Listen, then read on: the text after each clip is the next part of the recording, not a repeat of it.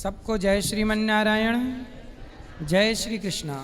आज हमारे बीच में मुख्य अतिथि के रूप में देश के जाने माने वैद्य, जो 30 वर्षों से भारत की सेवा आयुर्वेद से कर रहे हैं, ऐसे परम विद्वान,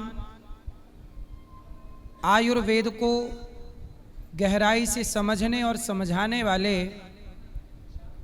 परम विद्वान आयुर्वेद के भैया श्री सुभाष गोयल जी के लिए सुंदर तालियां बजाइए। आपका पूरा जीवन आयुर्वेद को समर्पित है और आपको पूरी दुनिया के लोग जानते हैं। आयुर्वेद में इन्होंने बहुत बड़ा मुकाम प्राप्त किया है। भारत के चुनिंदा गिने चुने लोगों में एक नाम श्री सुभाष गोयल जी का है, जो आयुर्वेद की विचारधारा को इतनी ऊंचाई तक पहुंचाए कि आज जन जन में आयुर्वेद को जाना जा रहा है, समझा जा रहा है और पहचाना जा रहा है। उनमें से एक शख्सियत हमारे बीच में, तालियों के साथ स्वागत करेंगे वैद्य जी सुभाष गोयल जी का। तो वैद्य जी, बहुत बहुत स्वागत आपका। आज के गौरी गोपाल परिवार की ओर से आपका खूब खूब स्वागत, वंदन, अभिनंदन। जी, मेरी तरफ से भी सबको राधे राधे। सभी को भगवान कृष्ण जी की नगरी में आशीर्वाद मिलता रहे और हम जैसे लोग जो हैं वो आपकी सेवा में लगे रहें। और महाराज जी का तो खैर बहुत बड़ा नाम है, बहुत बड़ा प्रचार है, बहुत लोग महाराज जी को बुलाना चाहते हैं, मिलना चाहते हैं। हमारा सौभाग्य है कि हम महाराज जी के साथ बैठ करके आपकी सेवा में आज कुछ बातें करेंगे। पहले भी हम आए थे एक बार, बहुत सारी बातें करी थी, आप लोग मेरे को बाद में मिले भी थे। और अपने मोबाइल पे आप खोलिएगा सुभाष गोयल चंडीगढ़ लिख करके, तो यूट्यूब पे ये चीज़ें आपको देखने को मिलेंगी। सुभाष गोयल चंडीगढ़ सिंपल लिखना है। तो आज मेरा सौभाग्य है कि महाराज जी के साथ में बैठ करके कुछ आयुर्वेद के बारे में, कुछ आपकी सेहत के बारे में व्याख्यान करेंगे। महाराज जी, आपका कोटि कोटि नमन। तो आज भैया श्री सुभाष गोयल जी से हम प्रश्न करें आप लोगों के पक्ष से, क्योंकि ये वैद्य हैं, अच्छे लोगों का लाभ ले लेना चाहिए। अच्छे लोग बार बार नहीं मिलते, जब मिल जाएं तो कहते हैं अच्छे लोगों का क्षण बर्बाद नहीं करना चाहिए। अन्न का कण, बात संतों के लिए कही गई है कि अन्न का कण और संतों का क्षण कभी बर्बाद नहीं करना चाहिए। चूँकि आप वैद्य हैं और वैद्य को भी पुराने ज़माने में, आज भी वैद्य को, डॉक्टर को भगवान का दर्जा दिया जाता है, क्योंकि आप हैं जो समाज को, यदि समाज भटक जाए, गलत खान पान में चली जाए, तो वैद्य ही उन्हें समाज में सही चेतना पहुंचाते हैं, सही ज्ञान पहुंचाते हैं। तो सबसे पहला सवाल कि हमारी माताएं, बहनें, भाई लोग जब ये उपवास करते हैं, जी, व्रत करते हैं, तो व्रत करने में ना कमजोरी सी आ जाती है कि आज हमने कुछ खाया नहीं, तो कमजोरी आ गई। कई बार व्रत का प्रभाव ये होता है कि व्रत के प्रभाव से 1 दिन 2 दिन तक कमजोरी बनी रहती है। तो 1 दिन ना खाना, आयुर्वेद कहता है कि व्रत करने से शरीर ठीक रहता है। परंतु व्रत करने से यदि कमजोरी आ जाए तो आपके पास क्या नुस्खा है कि वो ठीक हो जाए? सबसे पहले तो महाराज जी मैं आपको बताऊंगा कि जो लोग व्रत करते हैं, बहुत कम लोग हैं जो नहीं व्रत करते, लेकिन मैक्सिमम लोग व्रत करते हैं। अब जैसे किसी को कोई स्किन की प्रॉब्लम होती है, हम उसको बोलते होते हैं कि संडे को खाना छोड़ दो और नमक बिल्कुल बंद कर दो, तो काफ़ी हद तक फ़ायदा होता है। तो जो कमजोरी आती है व्रत करने से, वैसे तो बहुत कम लोगों को आती है, उन्हीं को आती है जो अनीमिक होते हैं, जिनके अंदर खून की कमी होती है। तो ऐसे में सबको मैंने बताया था कि बादाम 5 और किशमिश के 5 और उसके अंदर 1 अखरोट और 1 उसके अंदर अंजीर जो होता है वो डाल करके रात को पानी में भिगो के रखो, सुबह उसको खाली पेट खाना शुरू कर दो। ये ज़रूरी नहीं कि जिस दिन व्रत रखा उसी दिन खाना है, ये रोज़ खाना शुरू करो। आप जितने मर्जी व्रत रखना, आपको कभी वीकनेस नहीं आएगी, कमजोरी नहीं आएगी, क्योंकि ये ब्लड को बढ़ा देता है। और अंजीर जो है वो आपके पेट को बिल्कुल नॉर्मल तरीके से साफ़ करने में मदद करता है, और साथ में जो हम इसके अंदर बादाम डालते हैं वो ब्रेन की ताकत को बढ़ाता है, और ये सारी चीज़ें जो है, अखरोट जो है वो भी ब्रेन को, तो इससे क्या होता है कि शरीर के अंदर जितनी भी कमज़ोरी है, ये सिंपल घरेलू नुस्खा है, आप इसको नोट करके रखेंगे, इसको अपने पास सेव करके रखेंगे, तो आपके लिए भी और आपके सारे भाई बंधुओं के लिए ये बहुत फ़ायदेमंद रहने वाला है। वाह, सुंदर। अच्छा, सवाल दूसरा है कि जैसे मौसम बदलता है तो मौसम बदलने के साथ ही सर्दी, जुखाम और वायरल फीवर आ जाता है, और कुछ लोगों को तो 12 महीने सर्दी जुखाम बनी रहती है, तो क्या इसका कोई उपाय है जो सर्दी जुखाम से मुक्ति मिल जाए? और वायरल फीवर, सर्दी जुकाम, वायरल फीवर महाराज जी सिर्फ इम्यूनिटी से जुड़ी हुई चीज़ है। जब इम्यूनिटी कमज़ोर हो जाती है तो ये वायरस की तरह आता है। इसके लिए भगवान ने अपने को बहुत अच्छी चीज़ें दी हैं, और अपने पूर्वज जो हैं वो बहुत अच्छे तरीके से उनको अपने रसोई घर में सजा के गए हैं। हम उसका इस्तेमाल भूल गए हैं। अगर भूल गए हैं तो मैं याद दिला दूं, नोट करके रखिएगा। इसके अंदर 5 हल्दियाँ मिला के एक बनती है पंचम हल्दी, जिसको बोला जाता है काली हल्दी, अम्बा हल्दी, दारू हल्दी, पीली हल्दी और एक जंगली हल्दी। 5 हल्दियों का ये मिश्रण होता है जिसको कहा जाता है पंचम हल्दी। इसको आप गूगल पे जाके लिखोगे पंचम हल्दी तो ये आपके सामने आएगी और आपको पता चलेगा ये क्या चीज़ है। तो आपको इसको घर पे बनाना चाहिए। घर पे बना के अगर आप रखेंगे, 100 ग्राम बना लो, सारी 5 चीज़ें हैं, उनको 20-20 ग्राम 30-30 ग्राम लेके बनाओगे तो 100-150 ग्राम अपने हाथ में आ जाती है छान छना के। तो उसको आप अगर 2 चुटकी मात्र, आधा चम्मच रोज़ गर्म दूध में या फिर आप गर्म पानी में मिला के रात को ले सकते हो। जब आप रात को लेके सोएंगे, सुबह जागेंगे तो आपको पता चलेगा कि इससे जो शरीर अकड़ा हुआ था, बुखार सा चढ़ा रहता था और बहुत सारी ऐसी प्रॉब्लम थी, वो सारी सॉल्व हो रही हैं। और इसको आप लाइफ टाइम ले सकते हो। हफ्ते में सिर्फ 1 दिन छोड़ना चाहिए। जो भी मैं घरेलू नुस्खा आपको बताने जा रहा हूँ, हफ्ते में 1 दिन छोड़ते जाइए, 4-5 दिन खाते जाइए, आपको लाइफ टाइम ये चीज़ें बचाएंगी। और जो लोगों को बहुत ज़्यादा कफ कोल्ड होता है, पंचम हल्दी उनका सबसे बड़ा एक फ़ायदा करने वाली चीज़ है। और नाड़ियों में दर्द रहता है, जिनके कहते हैं ना कि वो नसें चढ़ जाती हैं, है ना, हमारे पंजाब में तो कहते हैं कड़ल्लें पड़ गई, नसें चढ़ गई, तो वो जो नस चढ़ती है वो भी हल्दी से ठीक होती है। जिन लोगों को कहा गया घुटनों का ऑपरेशन करवा लो, हल्दी खाते रहो, कभी ज़रूरत नहीं पड़ेगी। तो ये पंचम हल्दी जो है ये अपने आप में बहुत बड़ी ताकत रखती है। तो ये वो चीज़ें मैं बता रहा हूँ जो करोड़ों लोगों ने आजमाई हैं, देश में भी विदेश में भी। तो आजमाने के बाद जब लोग मुझे फीडबैक देते हैं तो मैं मजबूती से आप लोगों को इसलिए बता रहा हूँ कि अभी हमारे साथ देश के इतने बड़े संत बैठे हैं, उनके सामने तो मतलब कोई भी मैं बात करूँगा ये ज्ञान का, इनको जो जितना ज्ञान है, तो मैं तो यही कहता हूँ कि सूर्य के आगे दीपक जला के मैं बैठ तो गया, लेकिन मैं वो बातें आपको बता के जाऊँगा जो बातें आपकी सेहत के लिए, आपकी रसोई घर में जा कर के आप ठीक कर सकते हो। घरेलू नुस्खे जो हैं वो आपके लिए बहुत कारगर होते हैं। तो ये हल्दी कितनी मात्रा में लेनी है? हल्दी का, पंचम हल्दी का बस चम्मच का चौथा हिस्सा ले लो, या 2 चुटकी हल्दी, बस, इससे ज़्यादा तो पानी के साथ, दूध के साथ? पानी, जो लोग तो दूध से लेते हैं ठीक है, जिनको कोलेस्ट्रॉल वगैरह की प्रॉब्लम है वो पानी में लेना शुरू करें, कोलेस्ट्रॉल को भी कंट्रोल कर देती है। सुबह, शाम, दोपहर, कब? एक बार रात को, रात्रि को। अच्छा, गले में भी ये टॉन्सिल हो जाते हैं और कई बार गले में खराश बनी रहती है, अंदर ना दर्पण में कई बार मुंह खोल के देखो तो यहाँ लाल लाल रहता है। हाँ, तो क्या है और क्यों होता है ये, और क्या उपाय है इसका? हाँ, वो एक अल्सर टाइप हो जाता है अंदर, अल्सर टाइप हो जाता है। तो इसका सबसे बढ़िया सब लोग जानते भी होंगे, जब मैं बता देता हूँ फिर वो कहते हैं ये तो हमें भी पता था लेकिन करते नहीं है। मैं बताता हूँ उसके लिए काली मिर्च, मग पीपल, पीपली आपको पता होगा सबको, छोटी छोटी पीपली होती है, मग पीपली, और उसके अंदर एक सौंठ, जो सौंठ होती है, अदरक सूखा हुआ, तीनों का पाउडर बना के कूट के रखिए। 1 चुटकी ऐसे जैसे मक्के का दाना होता है उतनी सी, बस चुटकी में ज़्यादा भी नहीं होनी चाहिए, मक्के के दाने जितनी लेकर के आप मुंह में रख के धीरे धीरे उसको चूस चूस के खाएंगे, चबा चबा के खाएंगे, तो मुंह के अंदर एक सलाइवा बनता है जिसको हम लार बोलते हैं।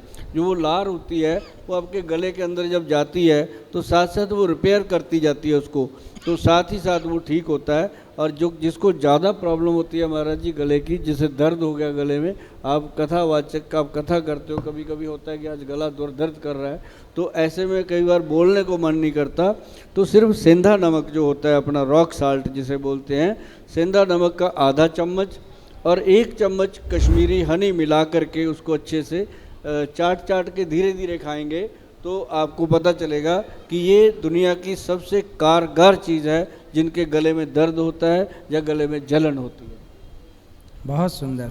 ठीक है। बहुत लोगों को ना छाले हो जाते हैं। छाले, पहले तो हम आपसे ये जानना चाहेंगे कि छाले क्यों होते हैं मुंह पे, और दूसरा ये भी जानना चाहेंगे कि छाले हो जाएं तो उसकी दवाई क्या है।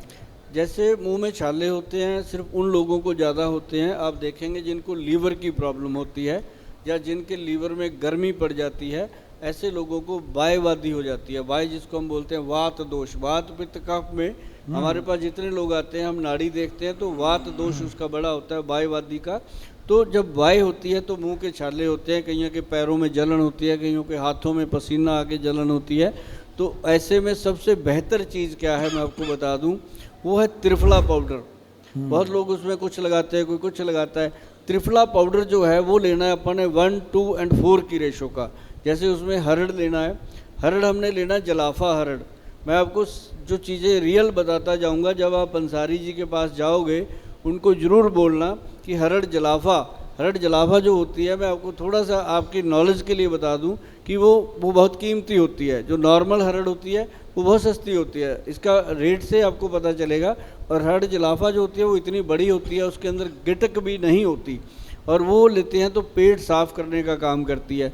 हरड़ जलाफा 100 ग्राम लेना, बहेड़ा उसके अंदर 200 ग्राम लेना, और 400 ग्राम उसके अंदर लेना आंवले का पाउडर। तीनों चीज़ों को मिला के बनता है त्रिफला पाउडर। त्रिफला अमृत के रूप से बन जाता है, इसको बोला जाता है त्रिफला अमृत। और नॉर्मल त्रिफला जो होता है वो नॉर्मल होता है, त्रिफला अमृत में ये रेशो बनती है 1, 2 और 4 की। तो जब आप इसको लेंगे तो आपको पता चलेगा। इसको खाने का बहुत बढ़िया तरीका है कि 5 ग्राम त्रिफला शाम को 5 बजे पुरुषों के लिए, और अगर महिलाओं ने खाना है तो वो सुबह खा सकती हैं अपने नाश्ते से पहले, किसी भी टाइम खाली पेट। रात को पानी में 1 चम्मच त्रिफला पाउडर भिगो के रख दो, सुबह वो पानी में अच्छे से मिश्रित हो जाता है, उसको ऐसे घोल के सिप करके पीना, एकदम ऐसे नहीं पीना। जो लोग ऐसे एकदम पीते हैं फिर गले की प्रॉब्लम खड़ी हो जाती है, तो उसको आराम से पिएंगे तो आपको वो अमृत, त्रिफला अमृत जो है वो सचमुच अमृत है।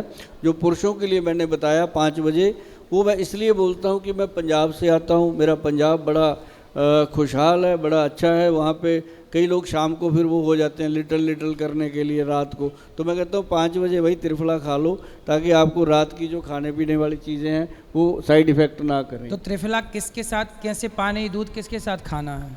त्रिफला पाउडर को आप दूध के साथ भी ले सकते हैं। अगर ज़्यादा पेट में कब्ज रहती है, कब्ज रहती है, पेट साफ नहीं होता, तो हम दूध के साथ लेंगे तो बहुत फ़ायदा करता है रात को। तो यदि हम महिलाओं के लिए बता रहे हैं कि पानी में घोलकर सिंपल पानी से ही लेना है, उसी के थोड़ा पानी घूंट पानी पीना है।